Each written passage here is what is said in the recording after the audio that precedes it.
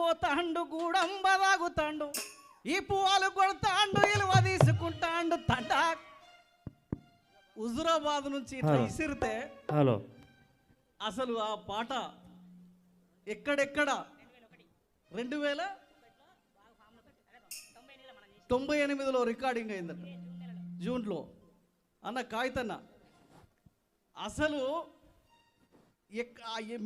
ఎక్కడ మ్యూజిక్ సెంటర్లలో కూడా ఆ పాటలు గుడంబ తయారు చేసే గుడిసెలకి వెళ్ళిపోయి అరే చెయ్యొద్దురా అని చెప్పి ఒక ఇంత ఇంత కుటుంబాలు ఆగమైపోతున్నాయా అక్కడి నుంచి మొదలై పచ్చ పచ్చని పల్లె పచ్చని పల్లె మబ్బుల్లలేసింది అగో తేలు విజయ దగాపడ్డ కళాకారుల కోసం మాట పాట. ముందుగా పాటల పల్లకి కార్యక్రమం ద్వారా మన అమరులైన కళాకారులందరికీ నివాళులర్పిస్తూ ఇక్కడికి వచ్చిన కవులు కళాకారులు పెద్దవాళ్ళు ఉన్నారు చిన్నవాళ్ళు ఉన్నారు అందరికీ కళాభివందనాలు తెలియజేసుకుంటూ అన్న పాటలు అంటాడు. పాటలు అంటే మనం 2 రోజులు కాదు ఒక వారం పెట్టుకున్న మన పాటలు ఉడివై పాటలు కాదు. ఇక్కడ మనం వచ్చింది ఉద్యోగాలు స్టార్ట్ అయిన కాంచెలి ఉద్యమం అనేది స్టార్ట్ అయింది అంతేనా.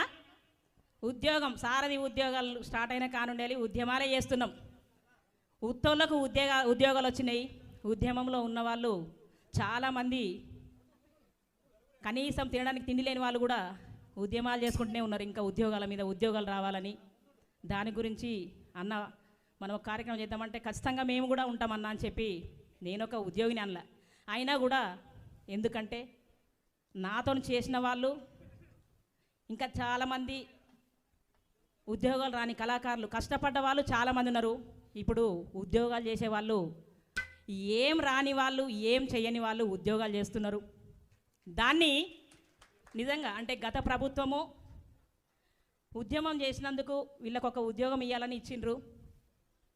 మనం సంతోషపడ్డాం. కాకపోతే వాళ్ళకి ఉద్యోగాలు వచ్చి ఉద్యమం చేసిన వాళ్ళు చాలామంది బాధపడుతున్నారు. కూలి పని చేసుకునే వాళ్ళు కూడా ఉన్నారు. అందుకోసమే సెకండ్ సారి మళ్ళీ ఇంటర్వ్యూలు పెట్టి ఉద్యోగాలు తీసుకున్నారు కానీ సంస్కృత సారథి ఐడెంటిటీ కార్డు పట్టుకొని వాళ్ళని ఇంటర్వ్యూ చేసిన తర్వాతనే ఉద్యోగాలు ఇవ్వాలని చెప్పారు.